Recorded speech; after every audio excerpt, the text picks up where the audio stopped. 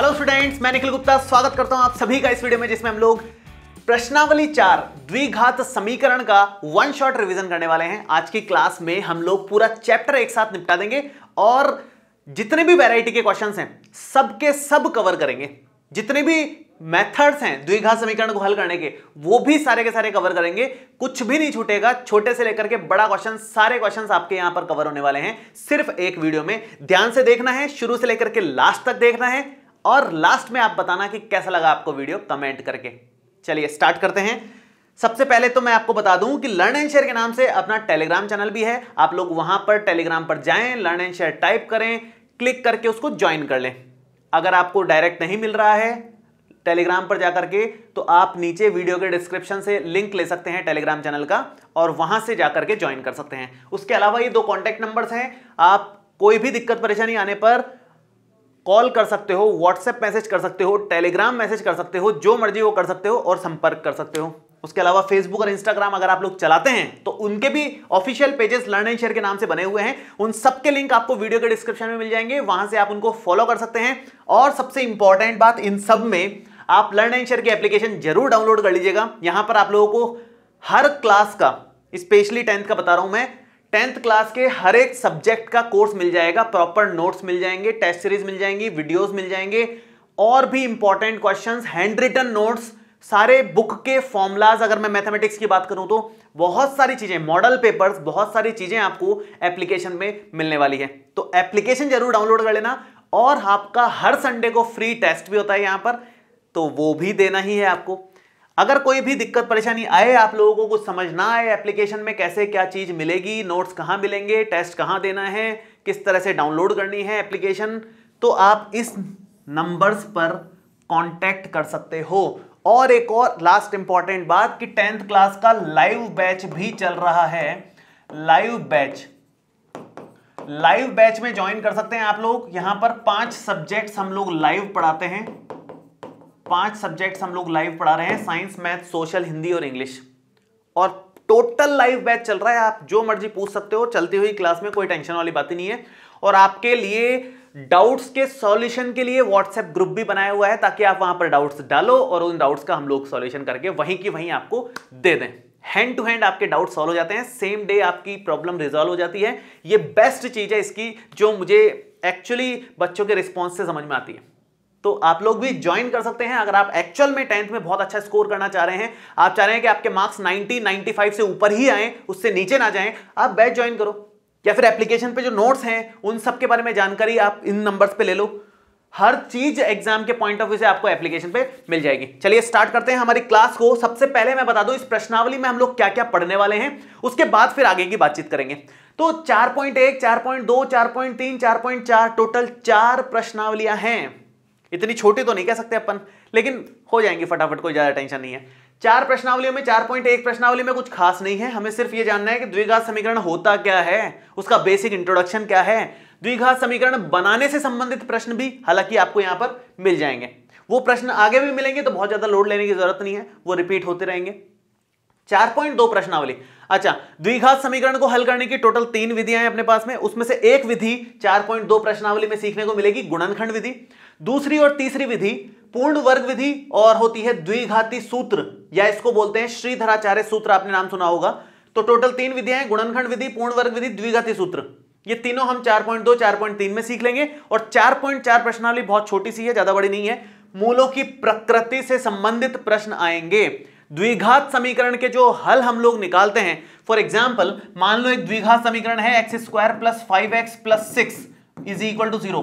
मान लो इसके जो हल हैं, हल का मतलब क्या होता है, x के मान, इसको हल करने पर जो x के मान आते हैं वही हल होता है। x के मान -2, -3 आ रहे हैं मान लो इसके, तो कितने हल आ रहे हैं इसके? 2। इनको हल भी बोलते हैं, इनको मूल भी बोला जाता है। इसका एक और नाम होता है मूल। तो मूल किस तरह के आएंगे, बिना समीकरण को हल करे हम शक्ल देख करके कैसे पहचाने समीकरण की कि मूल किस तरह के आने वाले हैं। आने वाले भी हैं कि नहीं आने वाले हैं। कुछ ऐसे द्विघात समीकरण भी होते हैं जो हल नहीं हो सकते हैं, जिनके मूल नहीं आते हैं वास्तविक, तो वो कौन से होते हैं? तो समीकरण देख करके पहचानने का तरीका आप 4.4 प्रश्नावली में सीखोगे। तो ये ओवरऑल हिसाब किताब है। तो सबसे पहले हम लोग ये जानते हैं द्विघात समीकरण पहचानोगे कैसे, होता क्या है द्विघात समीकरण, सबसे पहले ये जानते हैं और फिर फटाफट से आगे के क्वेश्चंस शुरू करते हैं। देखिए सबसे पहले तो द्विघात समीकरण का मानक रूप पे आते हैं। द्विघात समीकरण जैसे मैंने अभी आपको बताया, द्विघात समीकरण का मतलब है x की अधिकतम घात या फिर चर की अधिकतम घात 2 होनी चाहिए, उसको द्विघात बोलते हैं। द्विघात समीकरण किसको बोलते हैं? द्विघात समीकरण बोलते हैं जिसमें चर की, चर मतलब x, y, p, a, जिसमें भी आपका द्विघात समीकरण है उस चर की अधिकतम घात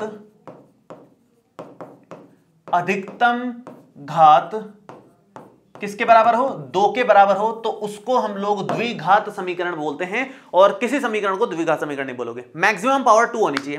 फॉर एग्जांपल 3x² प्लस में 5x प्लस में 6 इज इक्वल टू 0।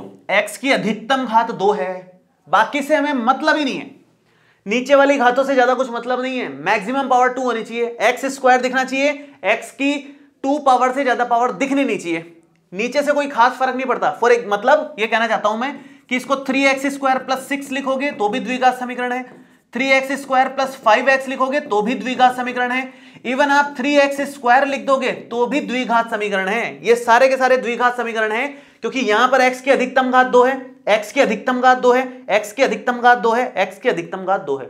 लेकिन अगर x² हटा दिया, इसको लिख दिया 5x plus 6 is equal to 0, तो गड़बड़ हो जाएगी।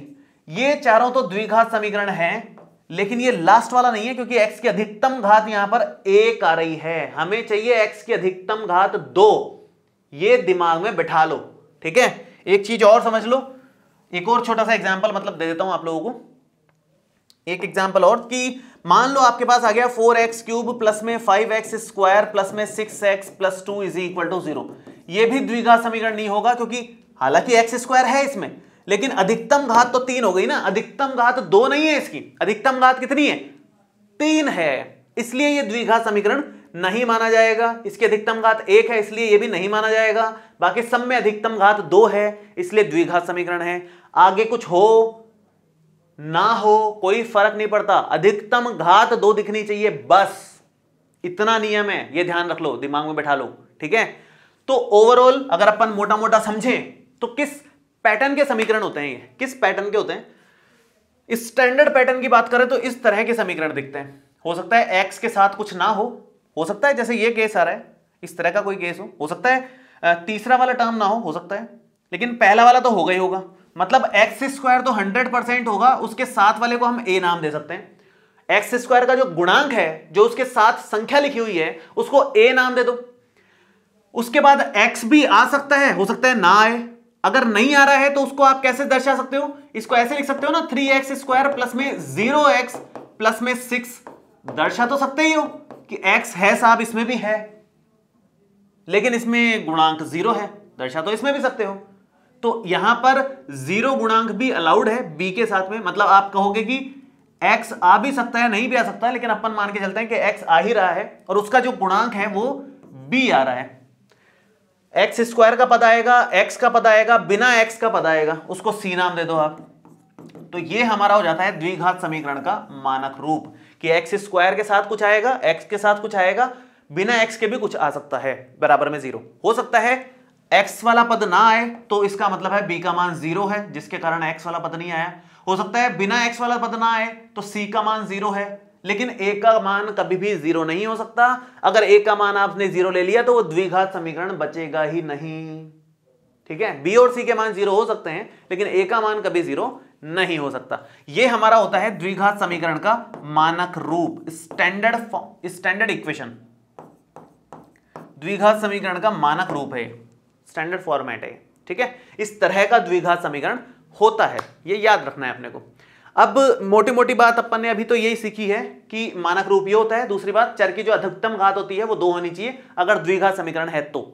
इस तरह के क्वेश्चंस हमारी बुक में दे रखे हैं, ऑब्जेक्टिव्स में आपके आ सकते हैं, ऑब्जेक्टिव क्वेश्चन बन करके, या छोटा क्वेश्चन 1 नंबर का 2 नंबर का बन के आ सकता है कि पहचानो दिया हुआ समीकरण द्विघात समीकरण है कि नहीं है। हमारे 4.1 प्रश्नावली में इस तरह के उदाहरण भी हैं, प्रश्न भी हैं। इसने बोला है कि जांच कीजिए कि क्या निम्न द्विघात समीकरण है कि नहीं है, बताओ फटाफट से।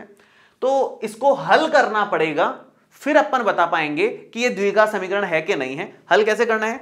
थोड़ा सिंप्लीफाई कर लो, मानक रूप में लाने की कोशिश करो। मानक रूप क्या होता है? यह है मानक रूप, मतलब एक्स स्क्वायर एक तरफ दिख जाए शांति से, एक्स एक तरफ दिख जाए शांति से, बिना एक्स का कुछ दिख जाए शांति से, ऐसा कुछ बन जाए तो बहुत बढ़िया। शुरू करते हैं। 2x minus 1 into x minus 3 is equal to x plus 5 into x minus 1। अब इस समीकरण में चेक करना है द्विघात है कि नहीं है। अंदर इधर गुणा कर लो दोनों समीकरणों को, इधर गुणा कर लो दोनों समीकरणों को, और चेक कर लो फटाफट से क्या आने वाला है। तो 2x गुणा x हो जाएगा 2x स्क्वायर, 2x माइनस 3 हो जाएगा माइनस का 6x, माइनस का x हो गया प्लस का 3 हो गया, माइनस माइनस प्लस 3, x गुणा x हो गया x स्क्वायर, x गुणा 1 हो गया माइनस का x, 5 गुणा x हो जाएगा 5x, और 5 गुणा 1 माइनस का 5 कहलाएगा। ये हो गया। इसके आगे की बात करते हैं। तो भाई सबसे पहले तो इसको ऐसे लिख लो, 2x स्क्वायर माइनस का 6x और माइनस का 1x माइनस का 7x हो जाएगा, प्लस में 3 चल रहा है। ये हो गया x स्क्वायर, 5x में से 1x जाएगा तो 4x बच जाएगा, और माइनस का 5। सब कुछ एक तरफ ले लो, सब कुछ एक तरफ लेंगे तो क्या बनेगा? 2x स्क्वायर माइनस का 7x प्लस का 3 माइनस का x स्क्वायर, इसको भी इधर, इसको भी इधर, और इसको भी इधर ही लेंगे, माइनस का x स्क्वायर माइनस का 4x प्लस का 5 बराबर में 0। दोनों प्लस के थे, इधर आकर के माइनस के हो गए, माइनस का इधर आकर के प्लस का हो गया। आगे देखते हैं। 2x स्क्वायर और माइनस का x स्क्वायर मिलकर के सिंपल x स्क्वायर हो गया, माइनस 7x माइनस 4x मिलकर के माइनस का 11x हो गया, प्लस का 3 और प्लस का 5 मिलकर के प्लस का 8 हो गया, बराबर में 0 आ रहा है। थोड़ा सा ध्यान से देख लो आप, इसमें x की अधिकतम घात, x की अधिकतम घात कितनी है? 2 है, अतः द्विघात समीकरण है, द्विघात समीकरण कहलाएगा। ये फर्स्ट वाले पार्ट का तो फैसला हो गया कि ये तो द्विघात समीकरण है, क्योंकि अधिकतम घात 2 दिख गई। ठीक है, चेक करते हैं सेकंड वाले पार्ट। सेकंड मतलब जो भी पार्ट का नंबर दे रखा है उससे मतलब नहीं है, अपनी तरफ से जो सेकंड नंबर चल रहा है।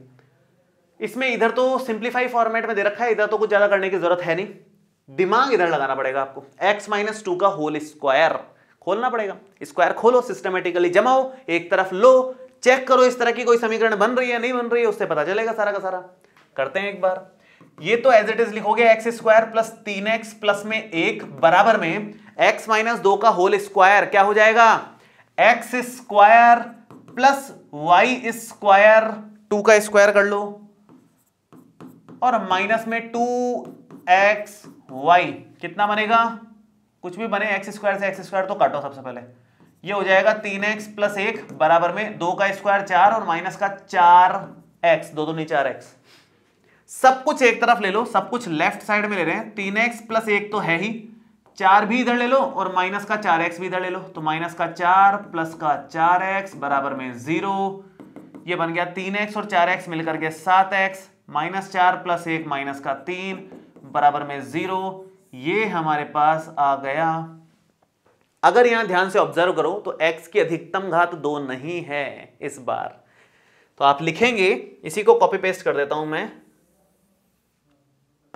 कि भाई x की अधिकतम घात जो है वो नॉट इक्वल टू 2 है, इसका मतलब द्विघात समीकरण नहीं है, नहीं है, नहीं शब्द का इस्तेमाल यहां पर किया जाएगा। ठीक है, तो ये है ओवरऑल तरीका क्वेश्चन को सॉल्व करने का। मेरे ख्याल से आप लोगों को ये तो अब समझने में दिक्कत नहीं आएगी कि कौन सा क्वेश्चन कौन सी समीकरण द्विघात समीकरण है, कौन सी नहीं है। आराम से सिंप्लीफाई करके आप उसको हल कर सकते हो। आगे बढ़ते हैं।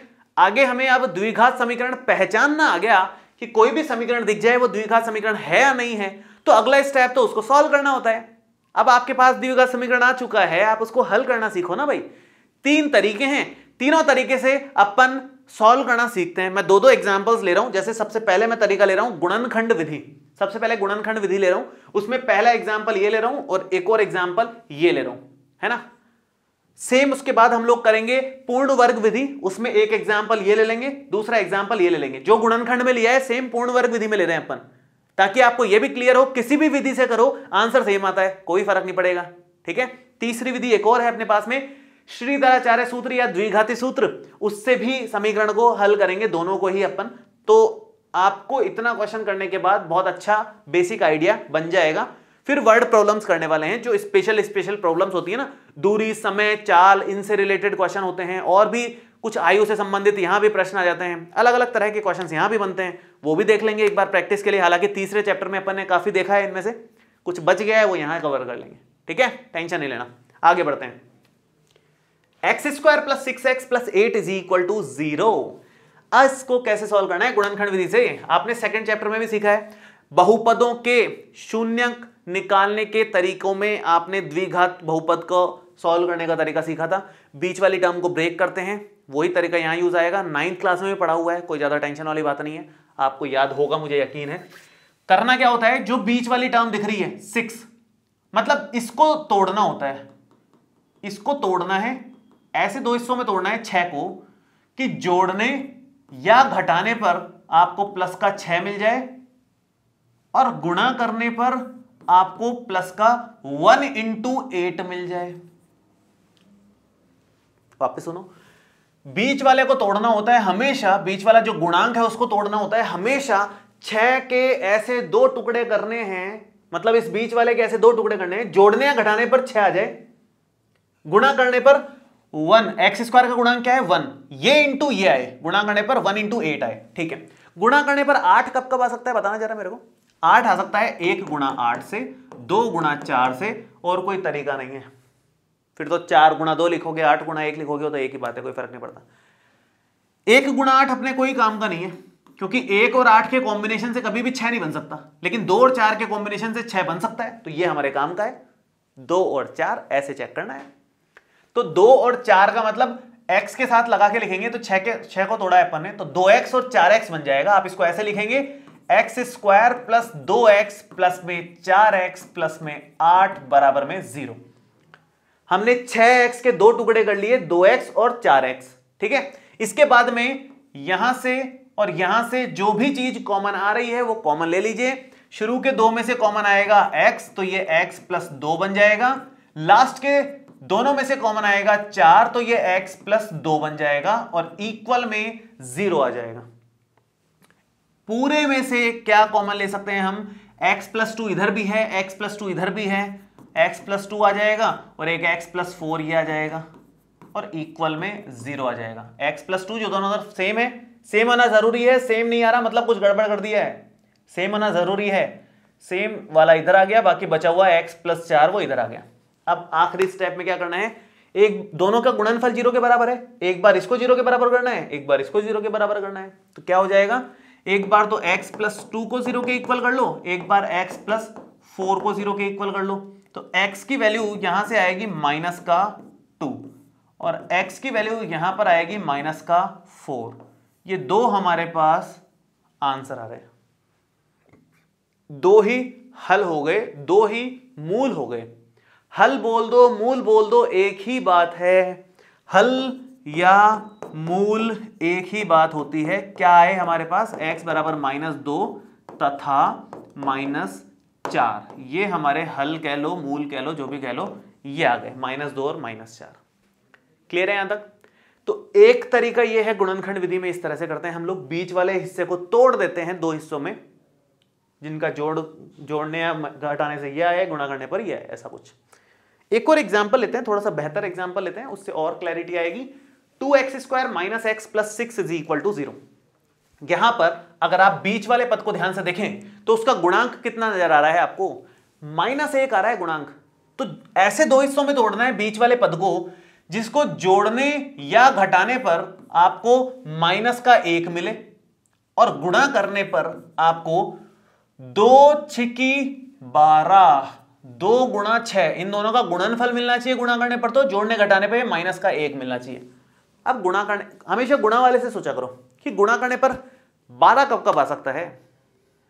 कई सारे केस हैं, 1 × 12, 1 से तो ले ही सकते हैं हमेशा ही, 2 × 6, 3 × 4, 3 केस आ गए, और कोई केस नहीं बनता। आप बना के देख लो, सोच के देख लो कि 12 कब कब आ सकता है, इन्हीं केस में आएगा 12।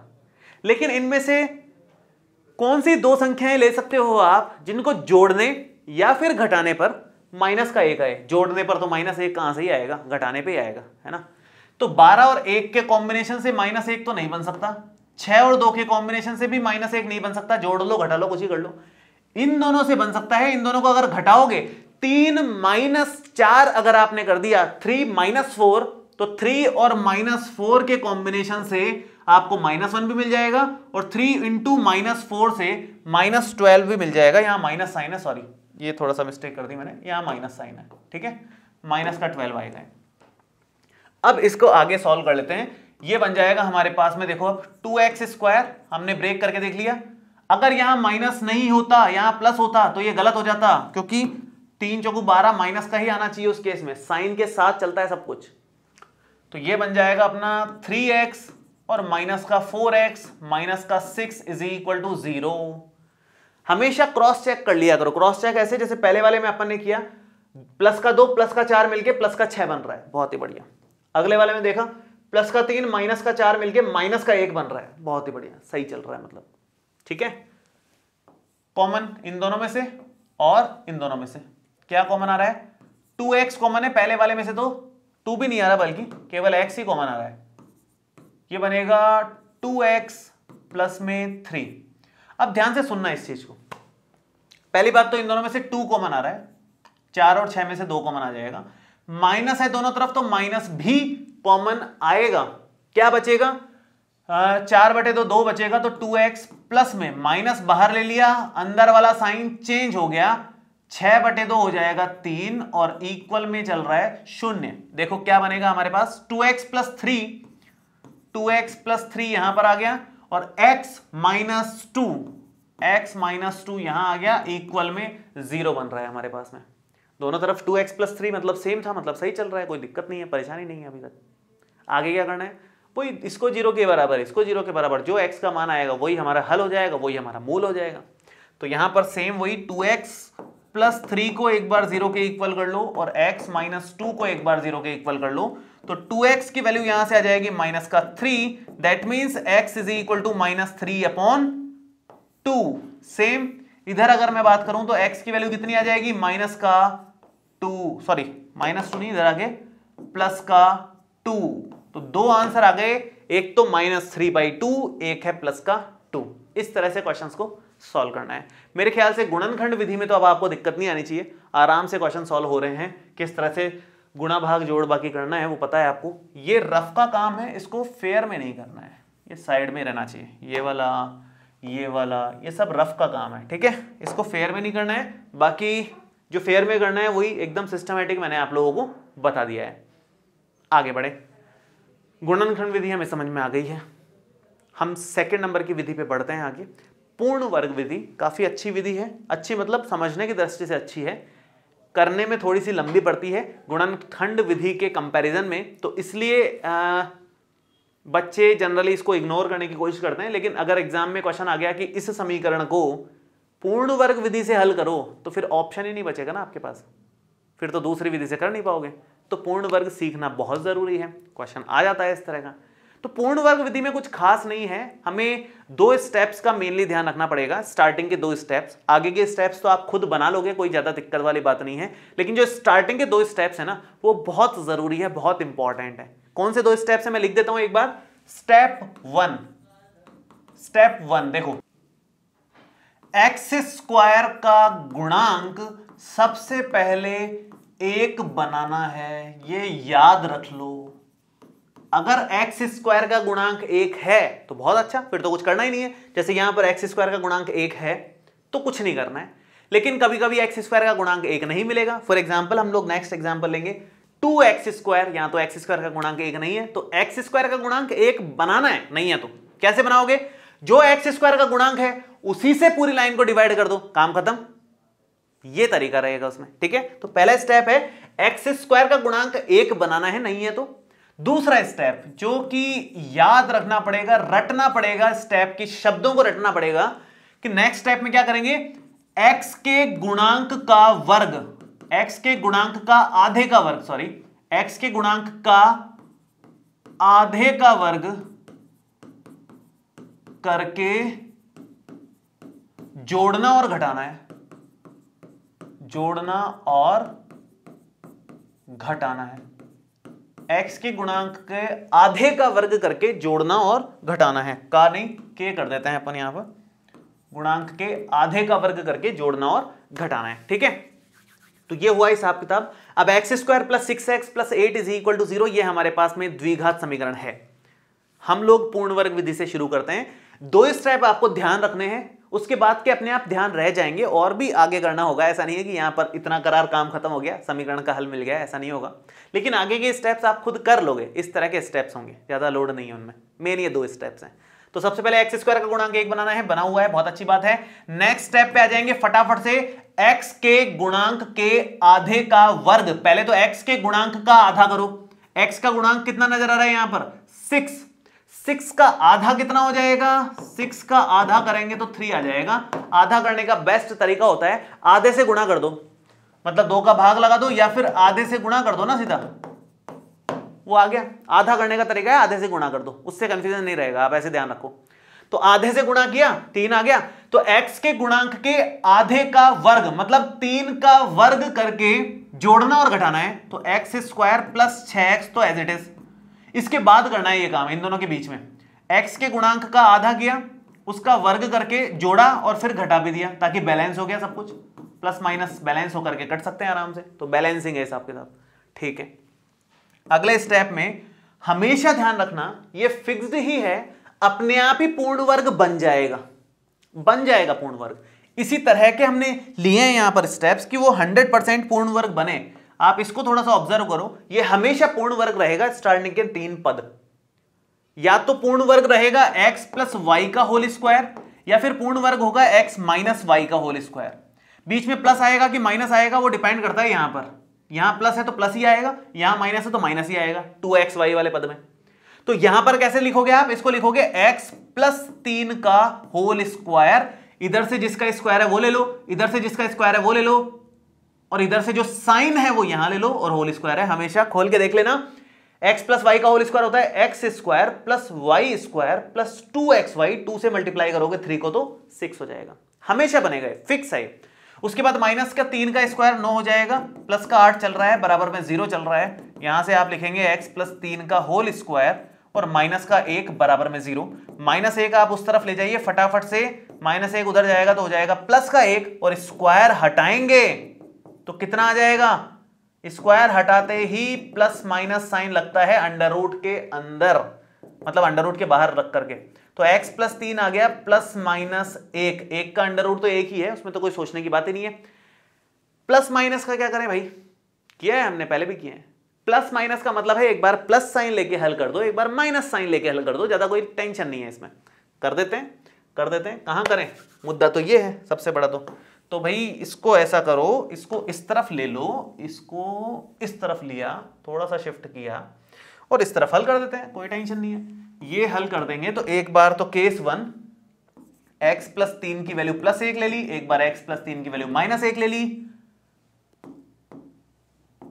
और बस हल कर दी। तो यहां से x बराबर आ गया 1 माइनस 3, मतलब x बराबर आ गया माइनस का 2। यहां से x बराबर आ जाएगा माइनस 1 माइनस 3, मतलब x बराबर आ जाएगा माइनस का 4। तो 2 हल मिले हमें। कौन से 2 हल आए? -2 और -4। यही तो यहां आए थे, देखो -2 और -4 किसमें? गुणनखंड विधि में। हालांकि वो छोटी थी, आसान है, उसके कंपैरिजन में ये बड़ी है। आसान तो है, स्टेप्स ध्यान रहे तो आसान तो है, लेकिन बड़ी है, थोड़ी सी बड़ी जाती है बस, और कोई दिक्कत नहीं। ठीक है, तो ये है पूर्ण वर्ग विधि। आपको सबसे पहले एक्स स्क्वायर का गुणांक 1 बनाना है, उसके बाद एक्स का जो भी गुणांक दिखे उसका आधा करके वर्ग करके जोड़ दो और घटा दो, और आगे पूर्ण वर्ग बना लो और हल कर दो उसको। बस इतना सा काम है। एक और क्वेश्चन करते हैं, उससे आपको और बेहतर आइडिया लगेगा। हर वैरायटी के क्वेश्चन फिर कवर हो जाएंगे पूर्ण वर्ग विधि में। तो नेक्स्ट है इस तरह का क्वेश्चन जहां पर एक्स स्क्वायर का गुणांक 1 है ही नहीं। अब देखो इसमें अच्छी बात यह है कि यहां पर एक्स स्क्वायर का गुणांक 2 है, तो पहला वाला स्टेप भी काम आएगा। हमने पहला स्टेप सीखा है कि एक्स स्क्वायर का गुणांक 1 बनाना है। एक्स स्क्वायर का गुणांक 1 बना दो। तो सबसे पहले एक्स स्क्वायर का गुणांक 1 बनाने के लिए हम लोग क्या करेंगे? जो एक्स स्क्वायर का गुणांक दिख रहा है उससे पूरी लाइन को डिवाइड देंगे। तो आप लिखेंगे 2 से भाग देने पर, 2 से भाग देने पर, पूरी लाइन को 2 से भाग दे रहे हैं, कुछ भी नहीं छोड़ेंगे। 2x स्क्वायर को भी 2 से भाग देंगे, माइनस में x को भी 2 से डिवाइड देंगे, 6 को भी 2 से डिवाइड देंगे, 0 को भी 2 से डिवाइड देंगे, क्या बन जाएगा हमारे पास, 2 से 2 कैंसिल आउट, एक्स स्क्वायर रह गया। ये 1/2 अलग कर देता हूं मैं x के साथ में, 1/2 x के साथ में है यहां पर, और 6/2 आप लोगों को क्लियर है कि 3 होता है, और 0/2 0 होता है। तो ये सारी चीजें हमारे पास आ गई अभी फिलहाल। इसके आगे अब x स्क्वायर का गुणांक तो 1 हो गया, लेकिन नेक्स्ट स्टेप क्या था, नेक्स्ट स्टेप था कि जो x का गुणांक है उसके आधे का वर्ग करके जोड़ना और घटाना है। तो x का गुणांक पहले आधा करो, उसका वर्ग करके जोड़ो और घटाओ। x का गुणांक आधा कैसे करेंगे, x का गुणांक है कितना, 1/2, प्लस माइनस को छोड़ो, स्क्वायर होगा, कोई टेंशन वाली बात नहीं है, आप तो 1/2 समझो, है ना। x का गुणांक 1/2 है, इसका आधा करने के लिए 1/2 से ही गुणा कर दो, तो ये आधा आ गया। मैंने आपको ट्रिक बताई थी कि आधा करने के लिए आधे से गुणा कर दो या 2 का भाग लगा दो, बेहतर यह है कि आधे से गुणा कर दो, वो बेटर ट्रिक है। इसलिए मैंने बोला कि 1/2 से मल्टीप्लाई याद रखो आप। तो 1/2 से मल्टीप्लाई किया, 1/2 को 1/4 आ गया, 1/2 का आधा 1/4 आ गया। जो भी आया है अपने को उससे कोई खास मतलब नहीं है, अपने को तो लिखना है केवल इस चीज को कि भैया जो भी x के गुणांक का आधा आया है उसका वर्ग करना है, फिर जोड़ो और घटाओ। तो इसका वर्ग करना है, मतलब 1/4 का होगा वर्ग, जोड़ेंगे भी और घटाएंगे भी उस वर्ग को, और -3 अपनी जगह पर चल रहा है, बराबर में 0 अपनी जगह पर चल रहा है। हमेशा ऐसा करने के बाद यहां पर पूर्ण वर्ग बनेगा ही बनेगा, कोई रोक नहीं सकता इस चीज को, पूर्ण वर्ग बनेगा ही बनेगा, फिक्स है। कैसे बनेगा और क्या उस टाइम लिखते हैं मैं बता देता हूं। मैं इसको थोड़ा सा इस तरफ कर देता हूं ताकि जगह मैनेज हो जाए, उस तरफ लाइन खींच करके अपन और आगे का प्रोसेस कर लेंगे। तो यहां पर आप लिखेंगे, देखो पूर्ण वर्ग क्या बन रहा है, ये किसका स्क्वायर है, x का, किसका स्क्वायर है, 1/4 का, बीच में क्या साइन है, माइनस का, ऐसे लिखोगे पूर्ण वर्ग, x² + y² - 2xy, ठीक है। -1/4 का स्क्वायर, माइनस का 1/16, 3 अपनी जगह पर है, इक्वल में 0 चल रहा है, दोनों को राइट हैंड साइड पे ले जाओ फटाफट से। तो ये बन जाएगा x - 1/4 का स्क्वायर और बराबर में 1/16 प्लस में 3, माइनस वाला इधर जाकर के प्लस, माइनस वाला इधर जाकर के प्लस, दोनों में एलसीएम ले लो शांति से। 16 हमारा एलसीएम आ जाएगा, यहां बनेगा 1 और 16 तिया 48, 48, यहां है x - 1/4 का वर्ग और आंसर बनेगा x - 1/4 का वर्ग। आंसर क्या मतलब अगला स्टेप, 48 + 1 हो जाएगा 49/16, स्क्वायर तक पहुंच गए हम। स्क्वायर हटाने की नौबत आ रही है, स्क्वायर जब भी हटाएंगे आपको बताया हुआ है प्लस माइनस का साइन लगेगा अंडर रूट के साथ में, अंडर रूट तो लगेगा ठीक है, लेकिन प्लस माइनस का साइन भी लगाना है, ठीक है। सो देखिए जरा, ये आ जाएगा x - 1/4 का वर्ग, वर्ग हट गया मतलब बराबर में आ गया प्लस माइनस अंडर रूट में 49/16 चल रहा है, अंडर रूट हटाएंगे तो क्लियर कट नजर आ रहा है, 49 का रूट 7 होता है, 16 का रूट 4 हो जाता है। इसमें 2 टुकड़े कर दो, 2 हिस्सों में इसको बांट दो, एक बार प्लस साइन ले लेंगे, एक बार माइनस साइन ले लेंगे, यही तरीका है पूर्ण वर्ग का, तो और क्या तरीका है। तो एक बार प्लस साइन, दैट मीन्स ये हो जाएगा, एक बार तो x - 1/4 बराबर 7/4, एक बार x - 1/4 बराबर में माइनस का 7/4, यहां से बनेगा x बराबर, माइनस वाला उधर जाएगा तो प्लस हो जाएगा 7/4 प्लस में 1/4, दैट मीन्स 4 एलसीएम में आया, 7 + 1 दैट मीन्स 8/4, आंसर 2 आ गया। इस तरह से करना है। अगर उसकी बात करें तो x बराबर है माइनस का 7/4 तो है ही, माइनस का 1/4 उधर जाकर के प्लस का 1/4 हो जाएगा अपने पास में, और यहां से हम लोग कह सकते हैं कि 4 एलसीएम में लोगे तो -7 + 1 हो जाएगा, और ये बन जाएगा अपने पास में माइनस का 6/4 माइनस का 3/2, ये फाइनल आंसर बना इसका। तो क्या आंसर बना, +2 -3/2, पहले से चेक कर लेते हैं सेम आ रहा है कि नहीं आ रहा है, +2 और -3/2, भले ही गुणनखंड विधि से करो, भले ही पूर्ण वर्ग से करो, लेकिन भाई गुणनखंड छोटी है इसलिए हम प्रायोरिटी इसको देते हैं अपनी तरफ से, जब तक सामने से ये ना आए कि भाई पूर्ण वर्ग से ही करो, तब तक हम पूर्ण वर्ग से नहीं करेंगे क्योंकि वो लंबा पड़ेगा, क्यों लंबी तरफ जाना फालतू में। गुणनखंड बढ़िया है, 4-5 स्टेप में आंसर आ जाता है फटाफट से। तो यहां पर है थोड़ा सा लंबा आंसर, लेकिन सेम ही आता है, कोई दिक्कत वाली बात नहीं है, आपकी चॉइस है जिससे भी आप करना चाहें। पूर्ण वर्ग विधि हम लोगों ने पढ़ ली है, इसी तरह के क्वेश्चंस बनते हैं। नेक्स्ट हम लोग लेते हैं द्विघाती सूत्र या श्रीधराचार्य सूत्र बहुत ही इंपॉर्टेंट, इसी पर पूरा का पूरा 4.4 प्रश्नावली टिका हुआ है। 4.3 में तो इसका हिस्सा है ही, लेकिन 4.4 तो पूरा इस पे टिका हुआ है, ये मान के चलो, है ना। तो द्विघाती सूत्र होता क्या है या श्रीधराचार्य सूत्र होता क्या है? देखो, कोई भी द्विघात समीकरण है आपके पास में किसी भी तरह का जो आप मानक रूप लिखते हैं, ये इस तरह का द्विघात समीकरण है, x square plus b x plus c is equal to 0। ठीक है, एक्स स्क्वायर का गुणांक ए है, एक्स का गुणांक बी होता है और अचर पद सी होता है। द्विघाती सूत्र मतलब एक सूत्र मिल जाएगा सीधा सीधा आंसर लेने के लिए। तो यहां पर एक सीधा सूत्र है कि एक्स के ये मान आते हैं भाई सूत्र से, डायरेक्ट बात खत्म, कुछ स्टेप फॉलो नहीं करने, कुछ नहीं करना, सीधा आंसर। तो यहां पर आंसर का क्या तरीका है?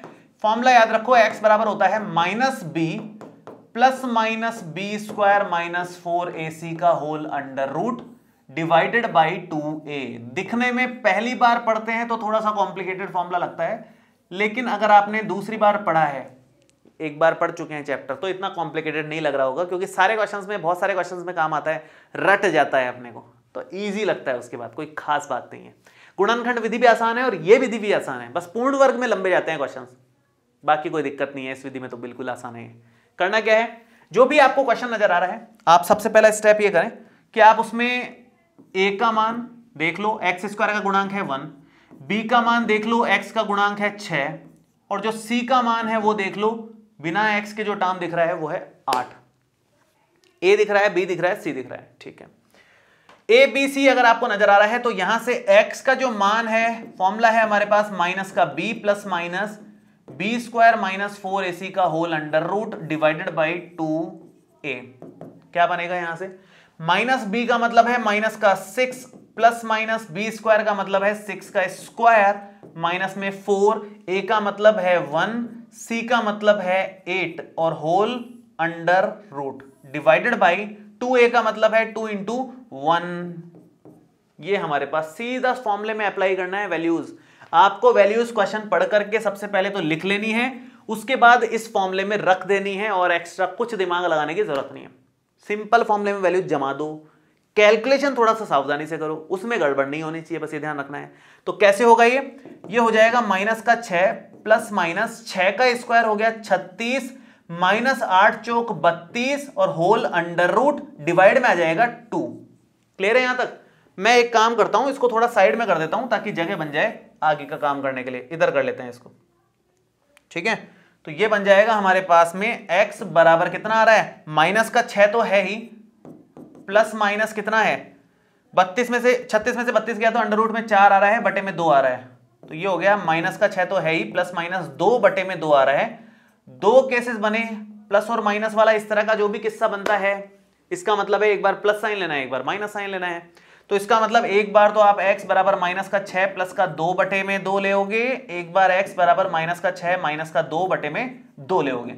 ये आ गया माइनस 4 बटे 2 मतलब माइनस का 2, ये आ गया माइनस का 8 बटे 2 मतलब माइनस का 4। हमारे पास दो आंसर आए, -2 -4। आप पीछे की दो विधियों में इसी प्रश्न का आंसर चेक करोगे जो मैंने लिया है, पीछे भी यही लिए थे मैंने समीकरण सेम, उसमें भी आंसर -2 -4 ही आ रहा था। आप चेक कर लो भली, आंसर क्या आया था, -2 -4। हर विधि में सेम आंसर आएगा। अगर सेम क्वेश्चन करोगे तो उससे कोई फर्क नहीं पड़ता आप किस विधि से कर रहे हो, आंसर सेम आने वाला है, ये तय है। इसका कोई मतलब गलत आ रहा है ना किसी का आंसर, इसका मतलब उसने गलत किया है, ऐसा हो नहीं सकता कि अलग आए आंसर, पॉसिबल नहीं है। ठीक है, चलो आगे बढ़ते हैं। एक और क्वेश्चन, वही अपना द्विघाती सूत्र पे। सबसे पहला स्टेप क्या होना चाहिए आपका, सबसे पहले आपको a का मान निकाल लेना है, एक्स स्क्वायर का गुणांक, b का मान निकाल लेना है, x का गुणांक, और बिना x के जो पद वो है माइनस का 6। तो यहां से जो सूत्र है वो है x बराबर माइनस का b plus minus b square minus 4ac का होल अंडर रूट और बटे में 2a। ठीक है, ये बन जाएगा माइनस का b का मतलब है माइनस का -1 प्लस माइनस बी स्क्वायर का मतलब है -1 का स्क्वायर माइनस में 4a का मतलब है 2, c का मतलब है -6 और होल अंडर रूट और बटे में 2a मतलब 2 इंटू 2। जो भी है विद साइन आप लिखो उसको, जैसे b नेगेटिव था तो यहां पर नेगेटिव के बाहर भी नेगेटिव लगाया, b को नेगेटिव लिया, ये साइन अपनी जगह पर, b नेगेटिव है तो नेगेटिव का ही स्क्वायर लिया, c नेगेटिव है तो नेगेटिव लगाया। ब्रैकेट व्रैकेट लगा के सिस्टमेटिक लिखना है, उसमें कोई गलती नहीं होनी चाहिए। आप फॉर्मूले में अगर सही से वैल्यू अप्लाई कर दोगे तो आंसर आ जाएगा हमेशा। ये बड़ा सिंपल सा पैटर्न है ये वाला। तो यहां पर क्या लिखेंगे आप, माइनस माइनस प्लस हो गया, माइनस 1 का स्क्वायर प्लस 1 हो गया, माइनस माइनस ये भी प्लस हो गया, 6 चौका 24 और 2 24 दूनी 48, 48 ये आ गया, और बटे में 2 दूना 4 आ रहा है, तो ये बन रहा है -1 प्लस माइनस 48 प्लस 1 49 हो जाएगा, डिवाइड में 4 है, 1 प्लस माइनस 7 अपॉन में 4। यहां तक मेरे ख्याल से आप लोगों को दिक्कत नहीं आनी चाहिए। अब प्लस माइनस का तो रूल सिंपल है भैया, एक बार प्लस साइन एक बार माइनस साइन, जगह नहीं है तो मैं एक बार इस तरफ कर देता हूं इसको, ठीक है। यहां पर लाइन डालते हैं, आप लिखेंगे एक बार x is equal to 1 plus 7 upon में 4, एक बार लिखेंगे 1 माइनस 7 अपॉन में 4, एक बार प्लस साइन एक बार माइनस साइन, बन गया कितना 8 बटे 4 कॉमा माइनस का 6 बटे 4 जो कि बनता है 2 कॉमा माइनस का 3 बटे 2। आप चेक कर लीजिए, हर केस में सेम ही आंसर आता है, 2 और माइनस 3 बटे 2 ही पहले आंसर आया था, 2 माइनस 3 अपॉन 2। तो किसी भी विधि से किसी भी क्वेश्चन को करो आंसर सेम आने वाला है, कोई खास टेंशन वाली बात नहीं है। आपको विधियां तीनों आनी चाहिए, एग्जाम में कुछ भी पूछी जा सकती है, और इस तरह के जो क्वेश्चंस अपन आगे और कर रहे हैं अब फाइनली धमाकेदार, उसमें आप अपनी मर्जी से किसी भी विधि को लगा सकते हो सिचुएशन के हिसाब से, जो आपको ठीक लगे। जैसे एक क्वेश्चन है, इसमें कुछ बोला नहीं है, सीधा क्वेश्चन पूछा है नॉर्मल, ये नहीं बोला किस विधि से करो क्या नहीं करो, अपनी मर्जी है, आपको जो विधि अच्छी लगती है उससे आप इसका समीकरण बनाओ पहले और फिर हल कर दो। मैं स्टार्ट करता हूं, बहुत ही बढ़िया क्वेश्चंस हैं, 2-3-4 क्वेश्चन मैं इस तरह के ले रहा हूं जिससे आपको थोड़ा सा और आइडिया लगे कि क्या क्या पैटर्न्स बन सकते हैं वर्ड प्रॉब्लम्स के फॉर्मेट में, ठीक है। देखिए छठा नंबर क्वेश्चन है प्रश्नावली 4.3 का, ये कह रहा है एक आयताकार खेत का विकर्ण उसकी छोटी भुजा से 60 मीटर अधिक लंबा है, यदि बड़ी भुजा छोटी भुजा से 30 मीटर अधिक हो तो खेत की भुजाएं ज्ञात कीजिए। पहले मैं एक बार आयत बना देता हूं, आयताकार भूखंड है तो आयत बना देते हैं एक बार पहले अपन। ये इस तरह का एक आयत हमारे पास है, और इसका एक बनाना पड़ेगा विकर्ण, क्योंकि विकर्ण की बात चल रही है, तो एक विकर्ण भी बना दिया। ये है A, ये है B, ये है C और ये है D, ठीक है।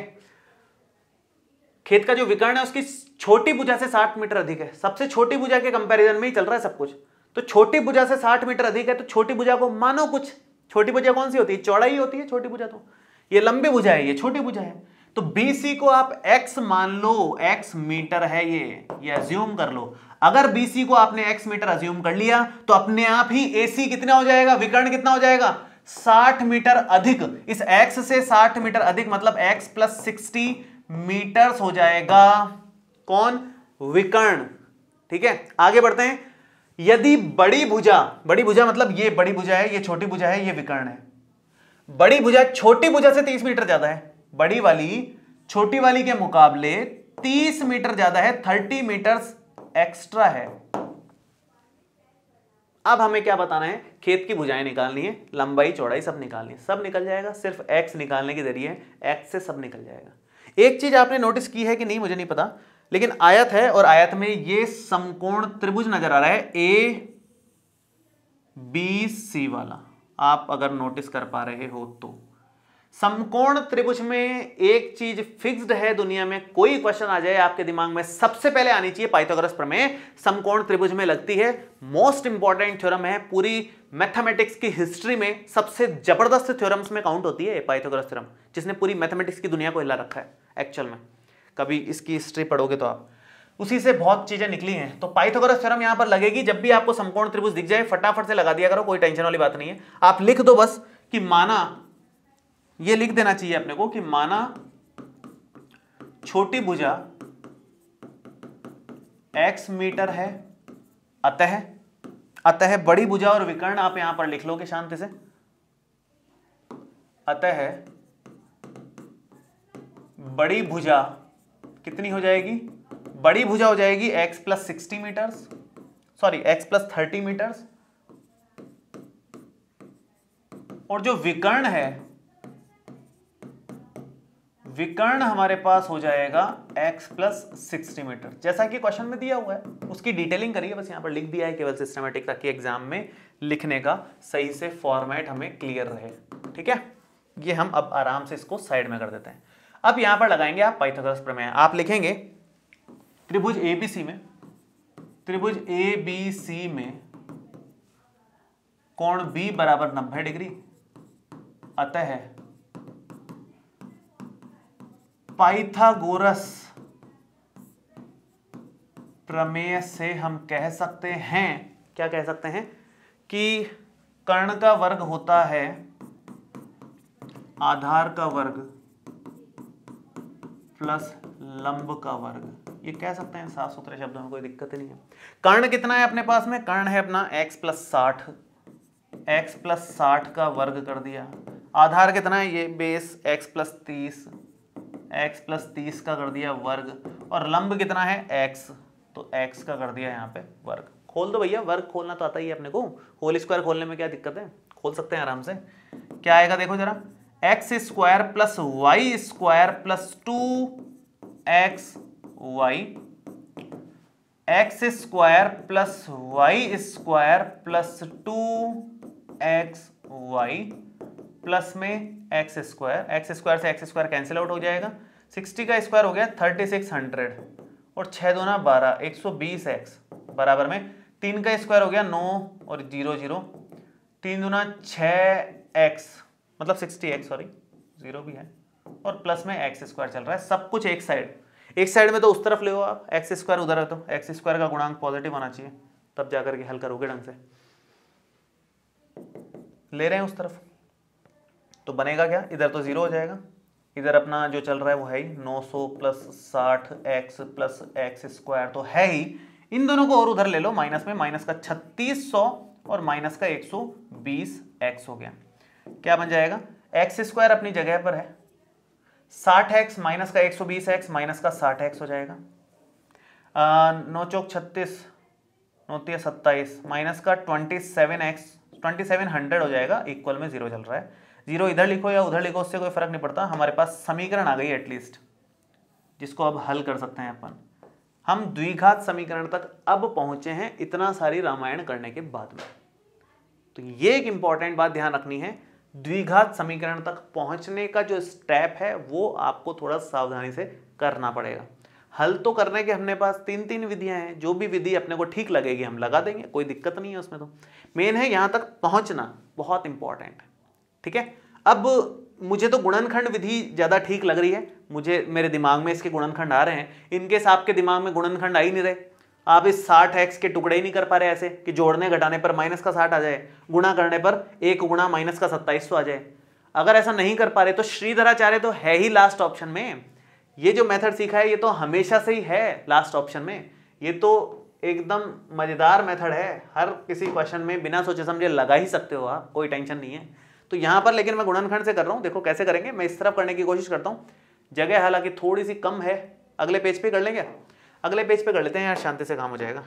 देखिए क्या था हमारा क्वेश्चन, हमारा था x square minus 60x minus 2700, x square minus का 60x माइनस का 2700 इज इक्वल टू 0। मुझे ऐसा नजर आ रहा है 9 तिया 27 होता है, तो मैं अगर इसको माइनस का 90x प्लस का 30x और माइनस का 2700 बराबर 0 लिखूं तो 9 तिया 2700 हो भी गया, माइनस का 90 प्लस का 30 माइनस का 60 हो भी गया, तुरंत दिमाग में आ गया तो लगा दिया, नहीं तो श्रीधराचार्य सूत्र लगाते अपन, कोई दिक्कत नहीं है, जो आपको ठीक लगे वो लगा दो, ठीक है। चलिए स्टार्टिंग के 2 में से कॉमन नजर आ रहा है, इनमें से कॉमन नजर आ रहा है तो ले लो कॉमन, x कॉमन लिया, x माइनस 90 आया, 30 कॉमन आया तो भी x माइनस 90 ही आएगा, बराबर में 0 चल रहा है। आप देखोगे कि x माइनस 90 दोनों तरफ दिख रहा है, सेम दिख रहा है, मतलब सही है, और ये x प्लस 30 आ जाएगा, इक्वल में कितना आएगा 0। तो x माइनस 90 एक तो 0 के इक्वल हो गया, x प्लस 30 एक अपना 0 के इक्वल हो रहा है। यहां से x की वैल्यू आ रही है प्लस का 90 और यहां से x की वैल्यू आ रही है माइनस का 30। माइनस का 30 तो नॉट पॉसिबल है, ये तो अपना क्या है, नॉट पॉसिबल है। क्यों? क्योंकि जो भी लंबाई चौड़ाई जो भी है, भुजा जो भी है, वो ऋणात्मक नहीं हो सकती है ना, धनात्मक ही हो सकती है। तो इतने मीटर हमारे पास आंसर आएगा, x is equal to 90 metre हो गया। x का मतलब है चौड़ाई, चौड़ाई 90 मीटर हो गई, लंबाई x प्लस 30 है, इसमें 30 और जुड़ेगी, तो आप यहां पर लिखोगे अतः चौड़ाई चौड़ाई हमारे पास आ गई 90 मीटर्स तथा जो लंबाई है x plus 30, that means 90 plus 30 that means 120 metres. तो ये दोनों हमारे फाइनल आंसर आ गए। हमें लंबाई चौड़ाई ये सभी बतानी थी, भुजाएं बतानी थी। ठीक है, तो ये था हमारा क्वेश्चन। इस तरह के क्वेश्चन आते हैं, बहुत सिंपल से क्वेश्चन है। आगे बढ़ते हैं, नेक्स्ट वाले क्वेश्चन पे आते हैं। देखिए अब हम करने वाले हैं आयु से संबंधित प्रश्न, और आयु से संबंधित प्रश्न हम लोगों ने थर्ड चैप्टर में बहुत सारे किए हैं। तो आप लोगों को पता है कि सबसे पहले हम लोग टेबल बनाएंगे और उसके बाद समीकरण बनाएंगे और फिर उसको हल करेंगे। पैटर्न फिक्स है आयु से संबंधित प्रश्नों का। तो यहां पर इसने कहा है कि 3 वर्ष पूर्व रहमान की आयु, जो कि वर्षों में ही होगी, जाहिर सी बात है, 3 वर्ष पूर्व रहमान की आयु का व्युत्क्रम और अब से 5 वर्ष पश्चात आयु के व्युत्क्रम का योगफल 1/3 है, उसकी वर्तमान आयु ज्ञात कीजिए। तो कितने लोगों की बात चल रही है, क्या तरीका होता है टेबल बनाने का, कितने लोगों की बात चल रही है, एक ही व्यक्ति की बात चल रही है, वो है रहमान। 2 लोगों की बात चलती तो हम लोग 2 यहां पर लिख देते, फिलहाल केवल रहमान की बात चल रही है तो मैंने रहमान लिखा। मान लो किसी और की बात चलती होती तो उसको यहां पर लिखते, नीचे जितने भी लोग होते हैं नीचे अपन उसको लिखते चले जाते। ये रहता है पैटर्न। इसके बाद में एक तो वर्तमान आयु फिक्स है, यहां तो लिखते ही हैं हम लोग कि वर्तमान आयु तो हमेशा एक बनाना ही है कॉलम। उसके बाद क्वेश्चन में क्या क्या बोला गया है, किस किस के बारे में बोली गई है बात। 3 वर्ष पूर्व आयु की बात चल रही है और 5 वर्ष पश्चात आयु की बात चल रही है ना। वर्तमान आयु तो हमें वैसे भी लेनी है, कुछ बोले ना बोले वर्तमान तो लेना ही है, लेकिन उसके अलावा इसने क्या बोला है, 3 वर्ष पूर्व आयु की चर्चा है और साथ में 5 वर्ष पश्चात आयु की चर्चा है। तो ये हमारे को टेबल बना लेना है एक बार। ये हमने टेबल बनाई, इस तरह से बना दी और यूं इस तरह से चल रहा है। ठीक है, रहमान की वर्तमान आयु हमेशा अज्यूम करेंगे, 2 लोग होंगे तो x और y, एक ही व्यक्ति है तो x अज्यूम कर लो, केवल x वर्ष उसकी वर्तमान आयु है। अगर आज की डेट में इसकी आयु x वर्ष है तो 3 साल पहले मतलब x माइनस 3 हो गया उसका, तो x माइनस 3 साल उसकी आयु हो जाएगी। और अगर आज की डेट में कोई x वर्ष है तो 5 साल बाद 5 साल बढ़ जाएगी तो x प्लस 5 वर्ष हो जाएगी। ये हमने लिख दिया है यहां पर, इस तरह से टेबल बनेगी। और अब इसको मैं कंप्लीट इस तरह से कर देता हूं।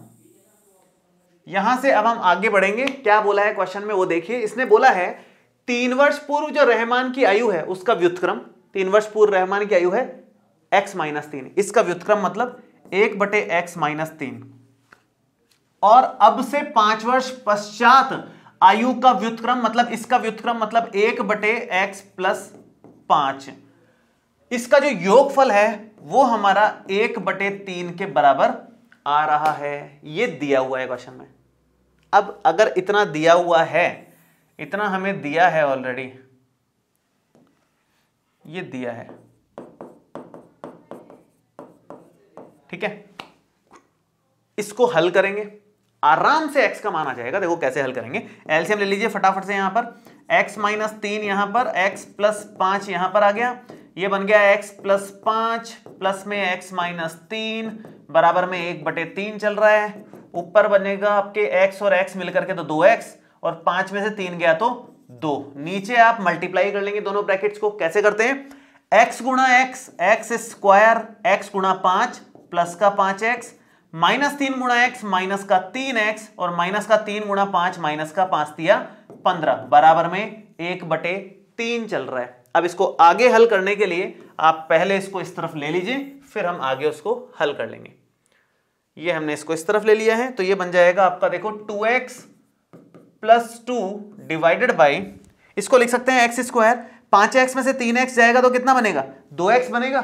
तो ये हो गया x स्क्वायर प्लस में 2x और माइनस का 15 बराबर में आ रहा है 1/3।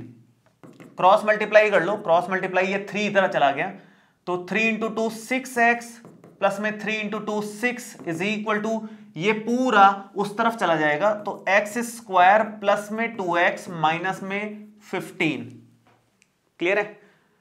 आगे सब कुछ एक तरफ ले लो तब जाकर के द्विघात समीकरण प्रॉपर फॉर्मेट में मिलेगा अपने को। सब कुछ एक तरफ मतलब इसको भी उस तरफ ले जाएंगे, इसको भी उस तरफ ही ले जाएंगे।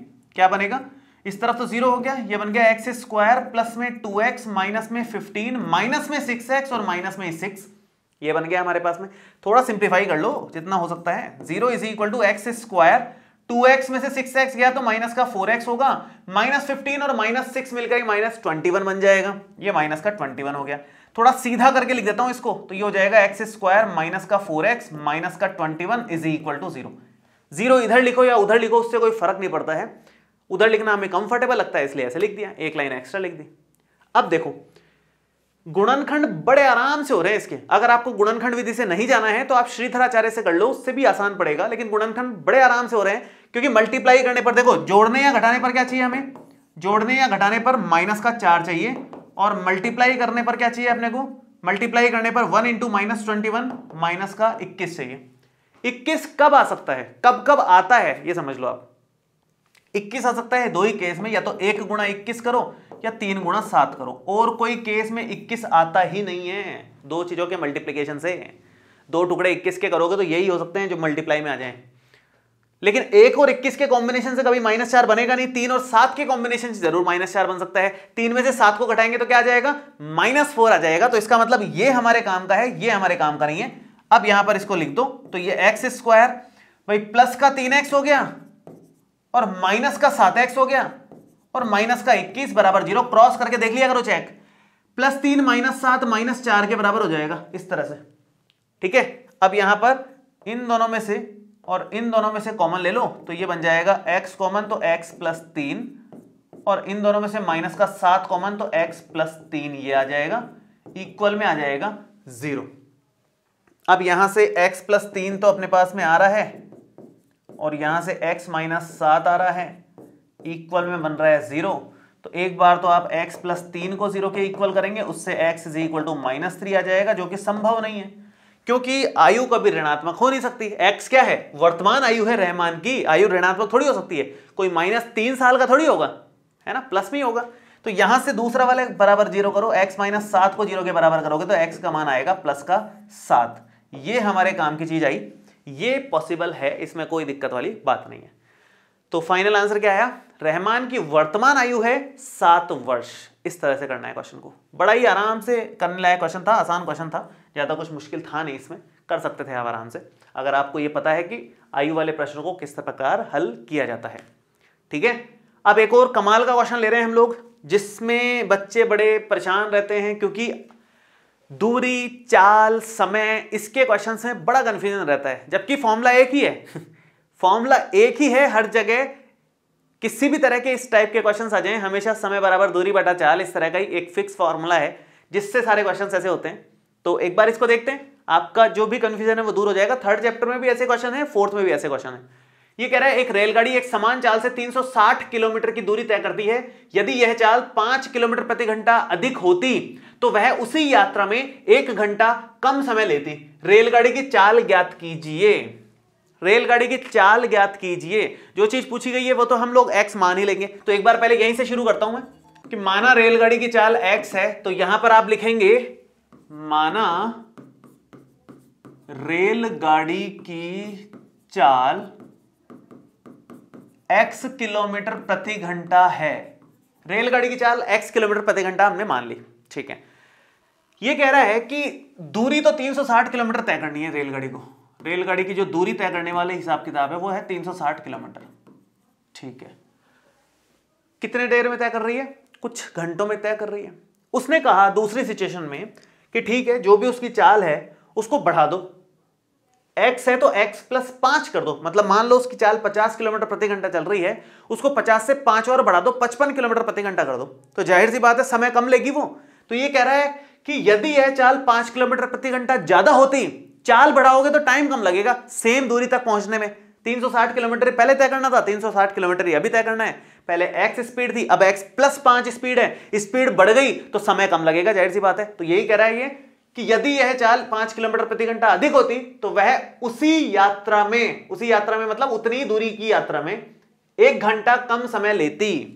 तो देखो अब इसमें क्या है हिसाब किताब कि यहां जो समय लग रहा है, यहां जो समय लग रहा है उसको t मान लेते हैं हम लोग कि t टाइम लग रहा है। वो क्या होता है, समय दूरी बटा चाल होता है, दूरी बटा चाल होता है समय, और दूरी कितनी है यहां पर 360 और चाल कितनी है यहां पर x, इतने घंटे का समय लग रहा है। कितने घंटे का? 360 बट्टे x घंटे का समय लग रहा है। दूसरी सिचुएशन क्या है? यदि दूरी तो हमारे पास 360 किलोमीटर ही है तथा चाल x प्लस 5 किलोमीटर प्रति घंटा हो जाए, तो फिर जो समय लगेगा वो पुराने समय से, पुराना समय क्या है? t, स्मॉल t, ये पुराना समय है। जो समय लगेगा वो पुराने वाले समय से 1 घंटा कम लेगा, मतलब t-1 टाइम आएगा। अब जो समय आएगा वो पुराने वाले से 1 घंटा कम आएगा। अब जो समय आएगा वो पुराने वाले से 1 घंटा कम आएगा। या फिर आप इसको अभी छोड़ो, ऐसे छोड़ो, इसको केवल ऐसे ही लिख लो कि ये था, एक तो ये समय आया हमारे पास दूरी बटा चाल से, एक यहां भी समय वही सेम दूरी बटा चाल से हम लोग निकाल लेते हैं। उस चीज को बाद में देखेंगे, 1 घंटा कम 1 घंटा ज्यादा को बाद में देख लेंगे। यहां से दूरी कितनी है? वही 360 है। चाल कितनी है इस बार? x प्लस 5 है और इतना घंटे का समय लगेगा अब की बार। तो इसने ये बोला है कि अब की बार जो समय लग रहा है ना, ये जो समय है, क्या दिया हुआ है यहां लिख देता हूं मैं, कि दिया है कि अब जो समय लग रहा है 360 अपॉन x प्लस 5, उस मतलब वो समय पुराने वाले समय का 1 घंटा कम आ रहा है। मतलब पुराने वाला समय जितने भी घंटे हैं उसमें से 1 घंटा कम आ रहा है। मानो पहले 5 घंटे में जा रही थी तो अभी 4 घंटे में पहुंचा देगी वो। ये सिचुएशन है। इसने यही बोला है कि अगर चाल आप बढ़ाते हो तो जितना समय लग रहा है वो पुराने वाले समय से 1 घंटा कम लगेगा, इससे -1 लगेगा। बस इतनी सी बात है। इसको हल करते ही आंसर आ जाएगा आपका। इस तरह के क्वेश्चंस को हल करने का तरीका ये है, डायरेक्ट एलसीएम मत लो। अच्छी बात ये रहेगी कि आप इसको इस तरफ ले जाओ और -1 को इस तरफ ले आओ। मतलब जो 360 वाले को एक तरफ ले लो, उससे इजी पड़ेगा आपको। तो मैं वही कर रहा हूं, 1 इस तरफ लेके आ रहा हूं और ये बन जाएगा 360 अपॉन में x तो है ही, माइनस में 360 अपॉन में x प्लस 5 हो जाएगा। ये है 360 कॉमन, तो 1 अपॉन एक्स माइनस 1 अपॉन में x प्लस 5, ये 1 है। ये बन जाएगा 1 इज इक्वल टू 360, ये x और x प्लस 5, ये x प्लस 5 यहां पर और माइनस में x यहां पर, और ये x से x कैंसिल आउट। ठीक है, क्या बन जाएगा यहां पर? ये बन जाएगा 1 इज इक्वल टू 360 इंटू 5 कितना हो जाएगा? 360 गुणा 5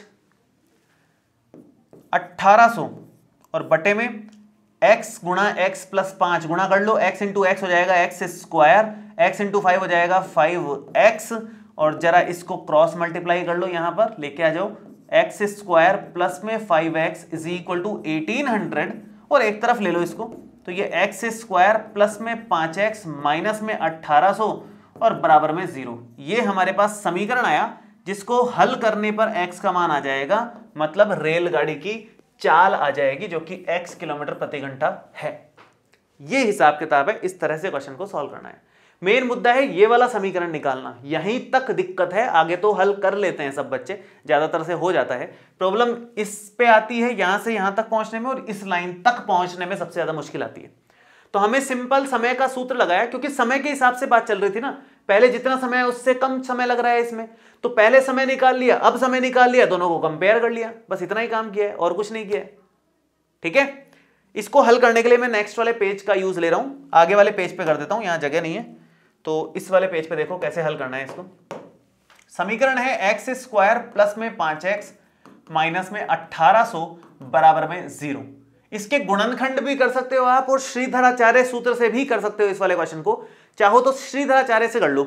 ठीक है, देखो कैसे करेंगे। यहां पर आप लिखेंगे a की वैल्यू कितनी है?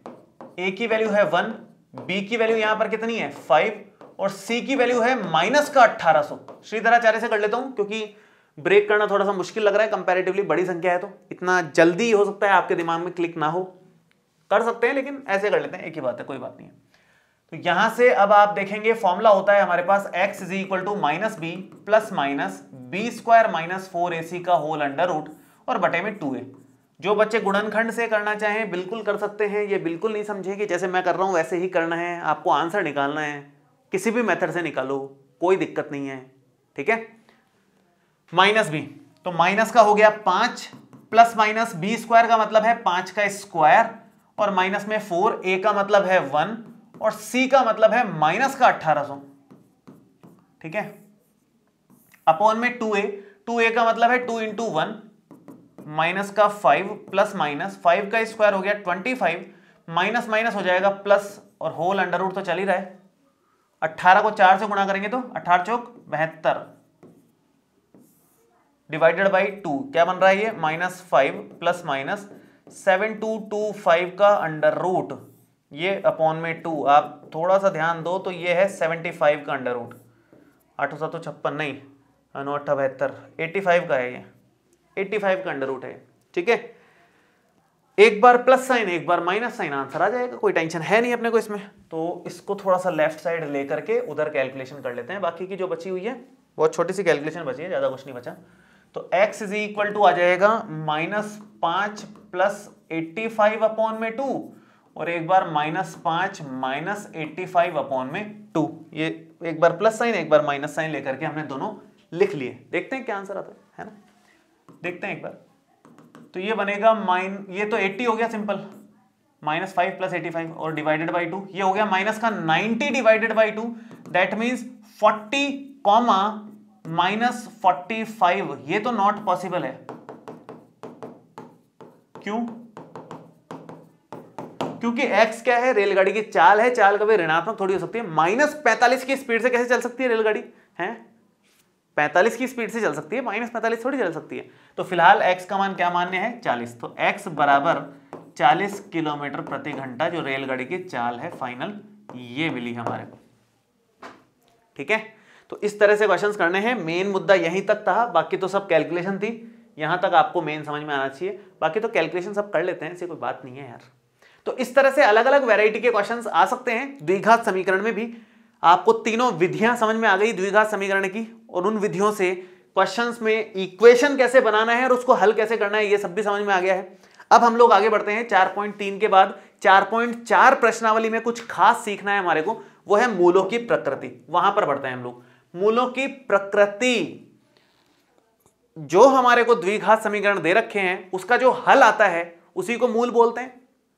अब वो हल किस तरह का आ सकता है, वो हम कैसे प्राप्त करें, वो हम कैसे जानें, उसके लिए ये टॉपिक हम पढ़ रहे हैं, ठीक है। अब एक इंपॉर्टेंट बात सुनो ध्यान से, जैसे हमारे पास जो फॉर्मूला होता है वो होता है x इज इक्वल टू हल निकालने का -b plus minus b square minus 4ac का होल अंडर रूट और डिवाइडेड बाई 2a। समझना ध्यान से, अंडर रूट में क्या है b स्क्वायर माइनस 4ac, इसका कुछ एक नाम है, ये जो b स्क्वायर माइनस 4ac है इसको हम बोलते हैं विविक्त कर, विविक्त कर, इंग्लिश में बोलते हैं डिस्क्रिमिनेंट, डिस्क्रिमिनेंट, ठीक है। कैपिटल डी से भी डिनोट करते हैं इसको, कैपिटल डी भी बोल सकते हो आप, बहुत सारी बुक्स में कैपिटल डी लिखा जाता है डिस्क्रिमिनेंट का मीनिंग समझते हुए, ठीक है। इसको बोलते हैं डिस्क्रिमिनेंट, विविक्त कर इसका नाम है, और इस पर बहुत सारी चीजें निर्भर करती है क्योंकि इस पर अंडर रूट लगा हुआ है। अंडर रूट में अगर कोई ऋणात्मक संख्या आ जाती है, जैसे ये है, ये भाई साहब सोच रहे हैं ये अंडर रूट में -2 आ जाए तो क्या होगा, आप लोग बताओ क्या होगा। अंडर रूट में -2 आ जाएगा तो वो कोई संख्या ही नहीं है, हम जानते ही नहीं है वो क्या संख्या है, अभी तक तो वास्तविक संख्या नहीं है, ये बात समझ में आ रही है। जो हम संख्याएं जानते हैं प्लस की, माइनस की, अंडर रूट की, डिवाइड की, पॉइंट्स की, जो भी, उनमें से ये नहीं दिखती। माइनस में किसी संख्या का अंडर रूट आप नहीं निकाल सकते, कभी भी नहीं निकाल सकते, संभव ही नहीं है इसका अंडर रूट निकालना। तो इसका अंडर रूट निकालना अगर संभव नहीं है, इसका मतलब ये हो गया कि b स्क्वायर माइनस 4ac का मान कभी भी ऋणात्मक नहीं होना चाहिए। अगर b स्क्वायर माइनस 4ac का मान ऋणात्मक हो गया तो x का मान निकालना संभव ही नहीं होगा, क्योंकि ऋणात्मक का अंडर रूट हम लोग निकाल ही नहीं सकते। तो एक कंडीशन तो ये हो गई कि b स्क्वायर माइनस 4ac का मान, अगर तीसरा वाला देखो, अगर b स्क्वायर माइनस 4ac का मान लेस देन 0 हो गया, लेस देन 0 का मतलब क्या होता है, ऋणात्मक। अगर b स्क्वायर माइनस 4ac का मान लेस देन 0 हो गया मतलब ऋणात्मक हो गया, तो कोई वास्तविक मूल नहीं है, कोई मूल ही नहीं निकलेगा। क्यों? क्योंकि ये चीज ही ऋणात्मक हो गई, रूट के अंदर नेगेटिव आ गया, रूट में नेगेटिव आ गया, सब कट जाएगा, सब खत्म हो जाएगा, कुछ नहीं बचेगा, कुछ मिलेगा ही नहीं हमारे को, रिजल्ट नहीं मिलेगा, पता ही नहीं क्या होता है। रूट के अंदर -2 आता है, पता ही नहीं कौन सी संख्या है, डिफाइंड ही नहीं है, ये वास्तविक संख्या नहीं है ये, तो इसका कोई वास्तविक हल नहीं मिलेगा अपने को। चलिए दूसरी सिचुएशन ये हो सकती है कि b² - 4ac पॉजिटिव हो जाए, पॉजिटिव हो जाएगा, b² - 4ac अगर पॉजिटिव आएगा, जैसे कि इसमें आया था, अभी जो क्वेश्चन किया अपन ने, ये b² - 4ac था, ये चीज ये आई, ये पॉजिटिव ही आया, पॉजिटिव आया तो हमने क्या किया, एक बार प्लस साइन और एक बार माइनस साइन, ये पॉजिटिव है ना 85, हमने एक बार प्लस साइन एक बार माइनस साइन लेकर के दो अलग अलग वास्तविक हल निकाले। है तो वास्तविक संख्या, वो तो x के रूप में ये संभव नहीं है, लेकिन है तो वास्तविक संख्या, दो वास्तविक मूल आएंगे। तो यहां पर अगर b² - 4ac अंडर रूट के अंदर पॉजिटिव संख्या आ रही है, कोई दिक्कत ही नहीं है, फिर तो अगर पॉजिटिव आ रही है तो दो भिन्न वास्तविक मूल आएंगे, दो अलग अलग वास्तविक मूल आएंगे। तीसरा केस भाई, या तो कोई संख्या धनात्मक हो सकती है, या ऋणात्मक हो सकती है, या शून्य हो सकती है, तीन ही संभावनाएं हैं। हो सकता है b² - 4ac कभी 0 हो जाए, फिर उस केस में क्या, अगर b² - 4ac का मान 0 हो गया तो ये अंडर रूट में 0 बन जाएगा। अंडर रूट में 0 बनने का मतलब है 0 ही होता है, 0 का अंडर रूट 0 ही होता है। तो एक बार प्लस साइन लोगे आप, एक बार आप माइनस साइन ले लोगे, क्या बन जाएगा, माइनस का b/2a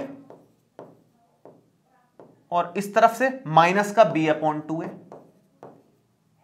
तो ये अगर अंडर रूट में 0 आ गया तो फिर प्लस माइनस साइन से अलग अलग आंसर आने ही नहीं वाले हैं, क्योंकि +0 करो -0 करो बात तो एक ही है, कुछ करना ही नहीं है इसका मतलब। तो अगर b² - 4ac का मान = 0 आ गया, अगर ये बराबर में 0 हो गया तो दो समान वास्तविक मूल आएंगे। आप ध्यान दे पा रहे हो तो ये समान संख्याएं आ रही हैं एकदम, तो दो समान वास्तविक मूल आएंगे। सबसे इंपॉर्टेंट यही है, इस पर क्वेश्चन बहुत पूछे जाते हैं।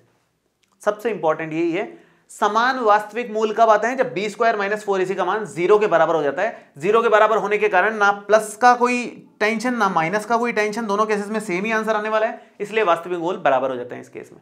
तो तीन संभावनाएं हैं जिसमें से इस पे विशेष ध्यान देना है, इससे रिलेटेड क्वेश्चंस बहुत ज्यादा पूछे जाते हैं। एक इंपॉर्टेंट बात यह ध्यान रखनी है कि b² - 4ac का मतलब होता है विविक्तकर, इसको विविक्तकर बोलते हैं हम लोग, कैपिटल D से लिख सकते हो आप चाहो तो इसको, है ना। और इसके मान पर ही, विविक्तकर के मान पर ही, ये विविक्तकर का ही मान है, विविक्तकर के मान पर ही मूलों की प्रकृति निर्धारित होती है कि मूल वास्तविक आएंगे कि नहीं आएंगे।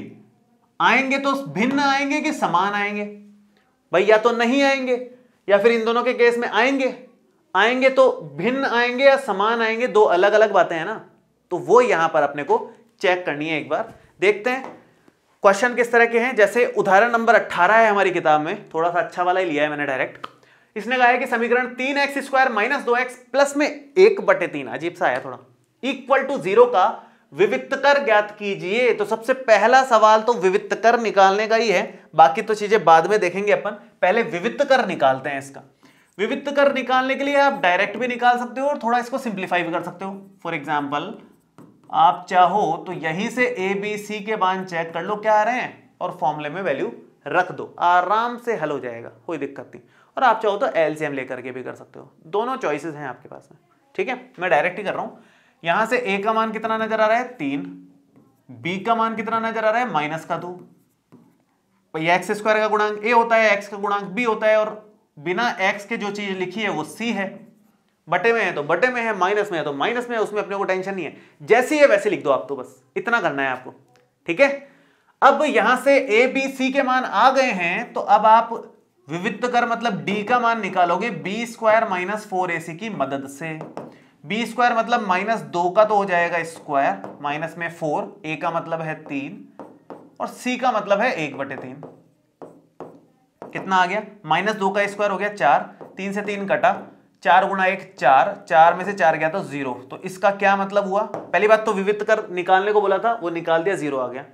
और फिर मूलों की प्रकृति ज्ञात कीजिए। भाई विविक्तकर अगर 0 आ जाता है तो दो समान वास्तविक मूल आते हैं। आप लिखोगे अतः दो समान वास्तविक मूल प्राप्त होंगे, वास्तविक मूल दो समान वास्तविक मूल प्राप्त होंगे, दो समान वास्तविक मूल प्राप्त होंगे।